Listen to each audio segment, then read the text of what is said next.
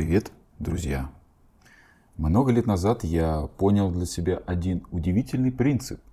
Удивительный на тот момент, сейчас-то это уже закономерность для меня, который дал мне четкое понимание и открыл глаза на правду о том, что же ждет твою девушку, которая тебя бросила и ушла к другому, например.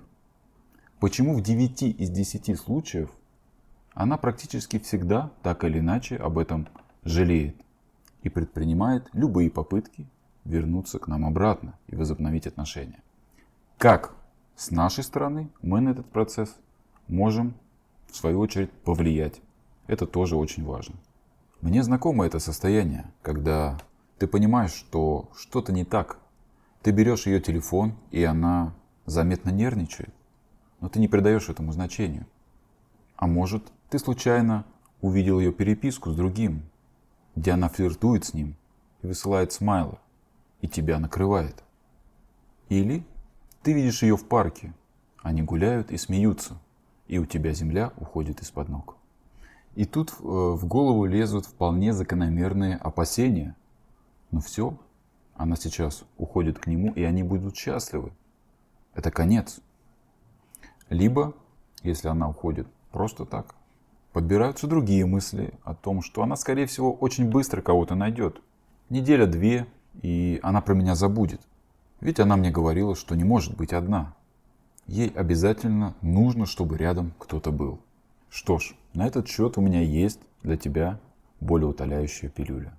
Посмотрим, что же ее ждет в новых отношениях, если она вдруг уходит в них. И почему она с высокой долей вероятности скоро об этом пожалеет. Ложная идеализация нового партнера, нового парня. Человек устроен таким образом, что он никогда не ценит того, что имеет на текущий момент. А то, что недоступно сейчас, оно всегда обладает более ценными качествами, более значимыми. И этим хочется обладать. Давай проведем аналогию. Я думаю, многие из вас водят автомобиль. И вот представь, ты владеешь, давай возьмем какого-нибудь японца из начала нулевых, когда делали еще на совесть, на века. И вот ты им владеешь какой-нибудь Тойотой. Она едет хорошо, не доставляет никаких проблем, недорого в обслуживании, но скучно. И даже ничего не ломается. И тут ты заходишь в автосалон и видишь красивый, новый, стильный автомобиль китайского производства. Глядя на него, у тебя создается впечатление, что когда ты приобретешь его, сядешь, то ты не поедешь, а полетишь. Так классно он выглядит. И вот ты продаешь свою Тойоту и берешь этого китайца. И поначалу, да, ты испытываешь эту эйфорию. Тебе кажется, что он едет лучше. Да? Но потом ты катаешься неделю, 2, 3 и понимаешь, что ездит он примерно так же. Но только к этому добавляется еще ряд проблем. То электрика глючит, то пороги гниют. Да и ТО достаточно дороговато. Я думаю, мысль ты уловил. Примерно то же самое произойдет и с твоей бывшей девушкой. Кого же она может встретить и кем же может оказаться этот другой конкурент, к которому она уходила? Давай рассмотрим несколько групп мужчин, с которыми она теоретически может встретиться. Первая группа, самая большая, практически 90% мужчин, они не содержат в себе ничего, они пустые, они инфантильны, они не имеют в своей жизни никакой цели, они не знают, куда идут, они руководствуются лишь похотью и желанием, они плывут по течению. Такие мужчины очень быстро проваливают баланс, задаривая девушку вниманием, подарками и плюшевыми мишками. Девушке кажется, что ну вот же оно, сколько внимания обрушилось, а мой-то уже целый год не дарил мне цветы. И ей кажется, что это будет всегда. И поначалу действительно все идет неплохо, но что происходит дальше? А дальше женщина сама потихоньку теряет к нему интерес.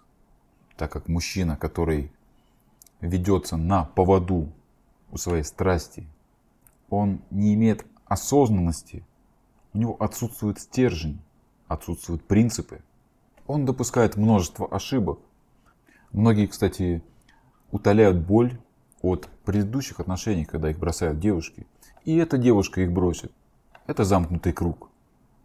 Отношения с подобным типажом мужчин, исходя из практики, редко продолжаются более 3-5 месяцев. Примерно в этом диапазоне девушка уже напишет тебе, как дела. Проверяет, а ждешь ли ты ее еще? Ведь здесь-то интерес падает и лодка начинает раскачиваться. Отвечать ли на данное сообщение? Расскажу чуть позже. Кто еще у нас может попасться?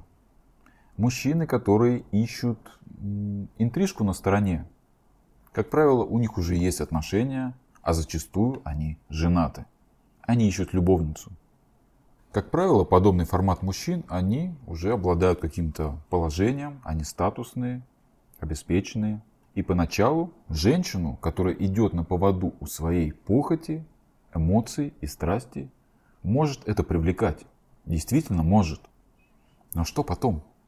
А потом она приходит к нему и говорит: ну все, я порвала со своим бывшим, я вся твоя, вот она я. Но что получает мужчина? Не только женщину, не только доступ к ее телу, который он уже получил, но еще и ворох ее проблем, которые раньше решал ты. Нужно ли ему это? Нет. Что происходит дальше? Она начинает на него давить. Если вдруг он скрывал, что женат, и это обнаруживается, она начинает его доставать с разговорами о том, когда он разведется, когда мы будем вместе. И все это в конечном итоге очень сильно снижает значимость к этой девушке. Ведь ответственность за нее и новые проблемы ему не нужны. Разводиться со своей женой он не планировал. И в конечном итоге это все приводит к тому, что он сам ее бросает. Характер взаимоотношений с подобным типажом мужчины проходит через призму страданий, душевных терзаний для девушки, я имею в виду. И часто сопровождается приступами ностальгии по тебе. Ведь она сейчас прекрасно понимает и чувствует, как же она поступила с тобой. Ведь с ней обошлись точно так же. И очень велики шансы на то, что в один из вечеров, когда он скажет, что не может сегодня встретиться, этот приступ приведет к тому, что она, конечно же, тебе напишет, как дела, пришлет смайлик или напишет, что соскучилась. Кто у нас еще может попасться? Мужчины, для которых женщина, особенно если она еще в отношениях, это спортивный интерес, азарт. У нее есть кто-то другой, и я хочу его отбить, чтобы она была полностью моей. Сюда же входят всяческие пикаперы, у которых включается режим охотника, завоевателя. А что потом? Интерес так же быстро и улетучивается, как и появился.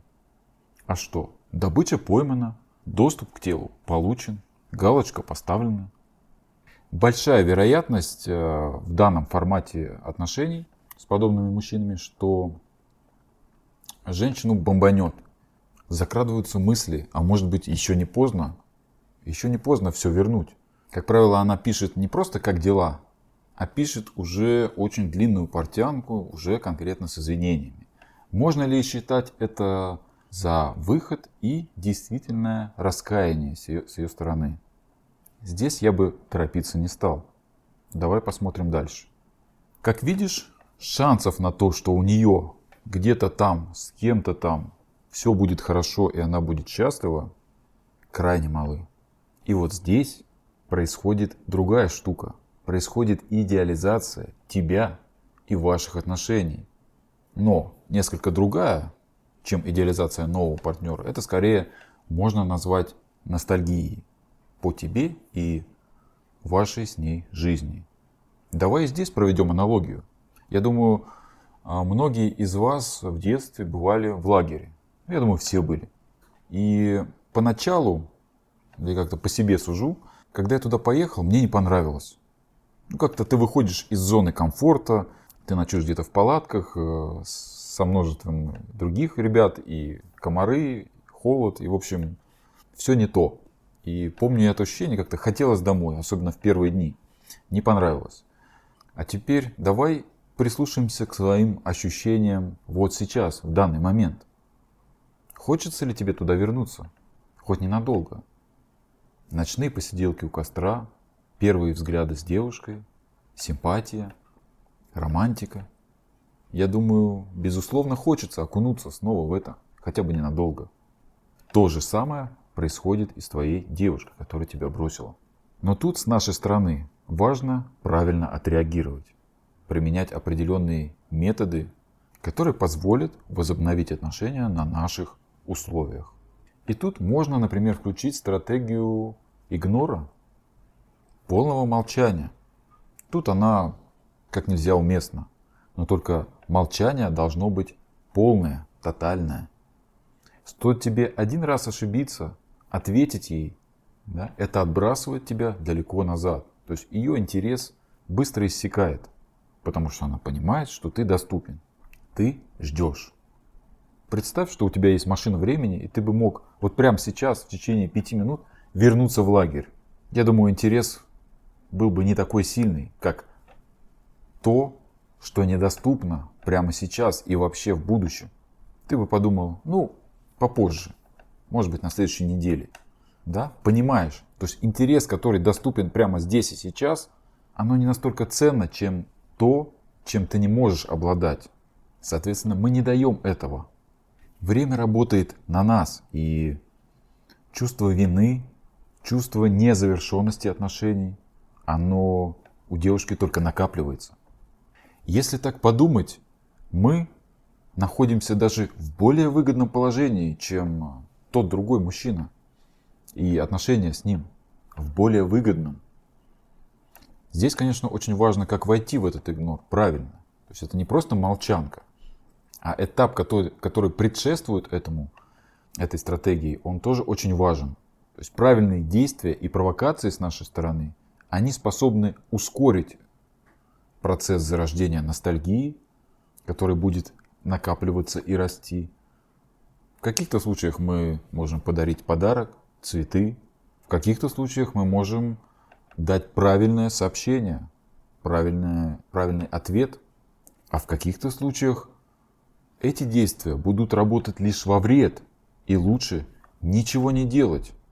И это будет работать, проверено. Но важно подойти к ситуации индивидуально, потому что все девушки разные и типажи тоже разные. Именно таким способом мы можем полноценно возобновить отношения с бывшей девушкой, если, конечно, нам это нужно. Что такое правильное восстановление отношений? Оно возможно только через смену ролевых позиций. То есть нам нужно занять доминирующее положение. Позицию хозяина, позицию работодателя. Здесь, конечно же, может закрасться резонный вопрос, а стоит ли принимать девушку, возобновлять с ней отношения после другого мужчины или после измены? Конечно же, в этой ситуации я не рекомендую именно возобновлять отношения. Почему? Потому что если девушка перешла эту грань, перешагнула, сделала этот шаг, это определяет ее сущность. Это свойство ее натуры, и оно обязательно повторится. Возвратить девушку и принять – это одно, но давать второй шанс и создавать с ней семью, с человеком, который тебя предал, здесь, конечно, каждый решает сам. Но для чего же все-таки стоит вернуть? Да все банально. Для того, чтобы набраться опыта, стать осознаннее и сильнее. Да, познать женскую механику. То есть проделать работу над ошибками. Ведь двигаясь дальше по жизни, ты можешь попасть в бесконечное крутящееся колесо, да, и бегать там как белка. Человек, который не учится на своих ошибках, не понимает истинную причину того или иного феномена, да, почему меня бросила девушка, что я сделал не так, это я виноват или она, если она, то почему? Человек, который не задается этими вопросами, он обречен существовать в формате день сурка, где его постоянно бросают из одних отношений в других. Ведь чувство незавершенности, оно, если ты его не прорабатываешь, оно отравляет твою жизнь. Как бы ты ни старался этого избежать. Поэтому вернуть девушку, закрыть гештальт и после очередного косяка, который с большой долей вероятностью произойдет, ты уже спокойно, с чистой совестью выйдешь из этих отношений. Но зато ты будешь готов. Ты будешь готов к тому, чтобы встретить реально девушку, которая по-настоящему подходит для построения отношений и семьи. Ведь дорогу осилит идущий. Друзья, жду ваших историй в комментариях и скоро увидимся.